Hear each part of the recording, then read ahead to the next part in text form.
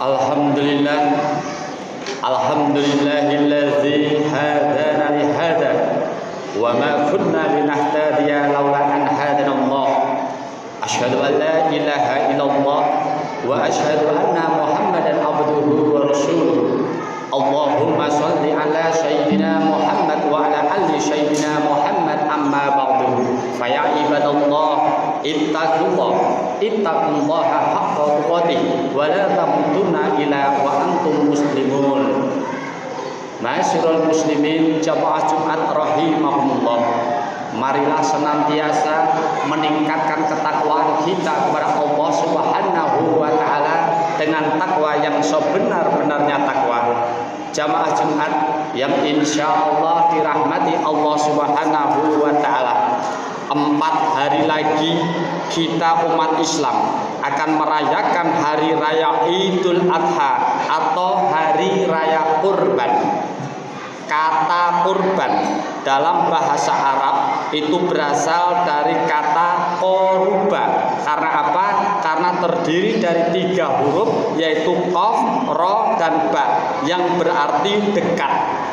Dan disinilah indahnya pemilihan kata kurban untuk hewan yang kita sembelih, supaya mempunyai makna sembelihan yang kita niatkan untuk kedekatan kita kepada Allah Subhanahu wa taala.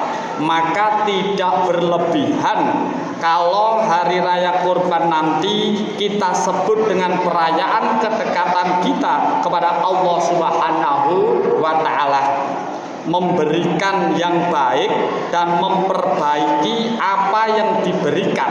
Memberikan yang baik, memperbaiki apa yang diberikan, itu kalau di dalam bahasa Arab kita sebut dengan ahsana atau yuhsinun. Yang berbuat itu disebut dengan ihsan. Sedangkan orang yang melakukan perbuatan ahsanah ini disebut dengan muhsin. Kalau kita lakukan secara bersama-sama atau banyak orang, namanya muhsinun. Jamaah Jumat rahimahullah, melakukan perbuatan ihsan itu mengharuskan kita untuk memberikan lebih dari apa yang biasa kita lakukan. Ihsan ini bahkan lebih tinggi daripada berbuat adil. Karena apa? Karena adil itu hanya memberi kewajiban kita dan mengambil apa yang menjadi hak kita. Contohnya mata itu mempunyai kewajiban untuk melihat, tetapi kita juga harus berbuat adil dengan mata. Caranya harus memberikan hak mata. Apa hak mata? Yaitu istirahat. Kita dikatakan zalim dengan mata apabila mata ini kita gunakan untuk selalu bergadang tanpa memberikan kesempatan untuk beristirahat.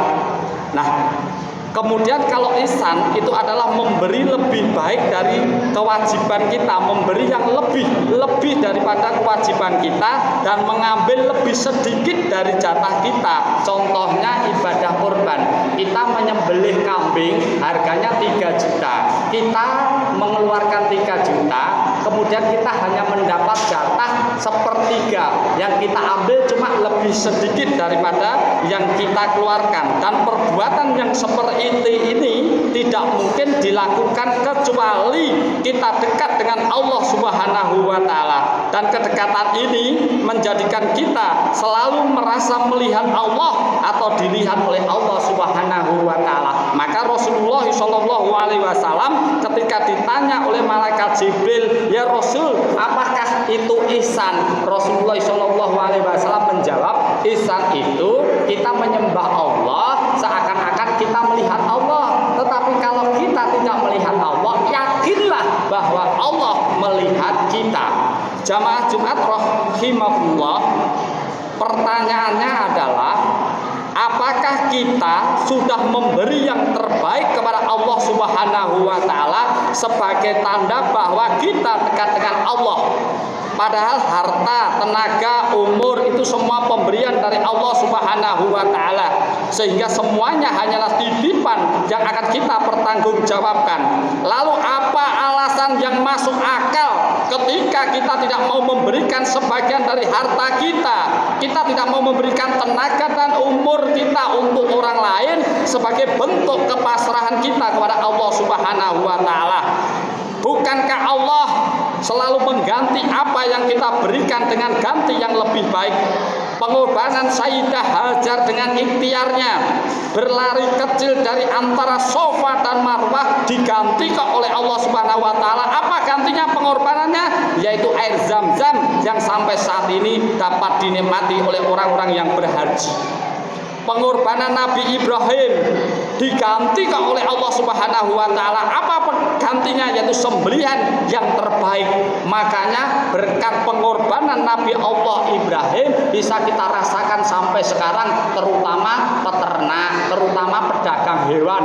Tanpa pengorbanan Nabi Ibrahim, setiap tanggal 10 Zulhijjah akan laku itu binatang ternaknya, karena pengorbanan dari beliau. Lalu alasan apa yang dapat diterima akal sehat kita ketika kita masih berat memberikan sebagian rezeki yang Allah berikan kepada kita?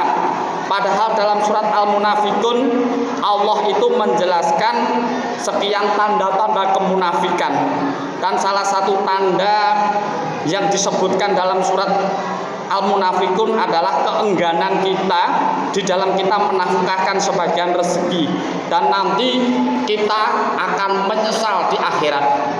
Kepelitan kita kepada orang lain, pelit kita kepada Allah Subhanahu wa taala, yang akhirnya kita nanti akan menyesal di akhirat. Karena disebutkan di dalam Al-Munafikun ayat 10 di mana Allah Subhanahu wa taala berfirman, "Wa anfiqu mimma razaqnakum min qabli ayyatiya ahadukul mautu." Dan belanjakanlah sebagian dari apa yang telah kami berikan kepadamu sebelum datang kematian kepada salah seorang di antara kamu. Belanjakan hartamu, rezekimu sebelum kamu mati. Fayaqulu Rabbi, karena nanti kita akan menyesal. Apa penyesalan mereka? Ya Rabb, ya Allah, laula akhartani illa ajalin qaribin fa asaddaqah. Mengapa engkau tidak menunda kematianku ya Allah? Hidupkanlah saya di dunia walaupun hanya sebentar saja. Mau apa dia dihidupkan di dunia? Dia tidak mau ibadah sholat, tidak mau lain sebagainya. Dia hanya ingin bersodakoh. Saya akan sodakoh karena dia melihat kenikmatan atau kebesaran pahalanya orang yang bersodakoh. Wa akum minas soleh, dan aku akan menjadi orang-orang yang soleh. Inilah penyesalan orang yang pelit, orang yang kikir di hadapan Allah Subhanahu wa taala. Jamaah Jumat rahimakumullah. Perayaan kurban di hari raya kurban nanti sejatinya adalah perayaan kedekatan diri kita kepada Allah Subhanahu wa taala. Kedekatan ini diukur dengan seberapa besar kesungguhan kita menghadirkan pemberian terbaik pada aspek kehidupan kita. Semua aspek kita berikan yang terbaik. Baik ibadah mahdhah kita seperti sholat, kita berikan sholat yang terbaik, sholat yang khusyuk, puasa, atau ibadah yang mempunyai dimensi kemanusiaan. Berikan zakat kita yang terbaik, sedekah kita yang terbaik, kurban kita yang gemuk yang terbaik.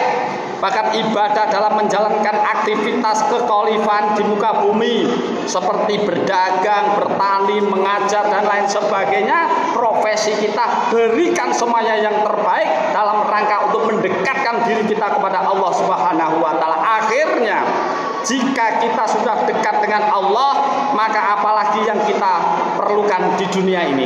Kalau kita sudah dekat dengan Allah, kita tidak perlu apa-apa lagi. Harta, semuanya kita tidak memerlukan lagi. Syaratnya kita dekat dengan Allah Subhanahu wa taala.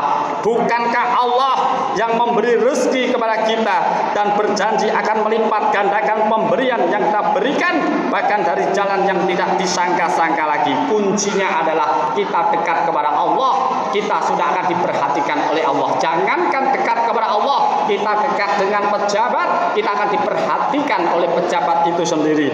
Untuk itu, marilah kita senantiasa meningkatkan ketakwaan kita kepada Allah dengan selalu berusaha yang terbaik kita berikan kepada Allah Subhanahu wa taala. Semoga bagi saudara-saudara kita yang telah menyisihkan hartanya, yang telah berkorban di jalan Allah Subhanahu wa taala, nanti diberikan keberkahan hartanya oleh Allah Subhanahu wa taala. Amin, amin, amin ya rabbal alamin. Barakallahu walakum fil Qur'anil Karim wa nafa'ani wa iyyakum bima fihi minal ayati wa zikril hakim. A'udzubillahi billahi minasyaitonir rajim. Bismillahirrahmanirrahim. Inna a'tainakal kausar fasholli lirabbika wanhar inna sani'aka huwal abtar wa qul rabbifir warham wa anta khairur rahimin.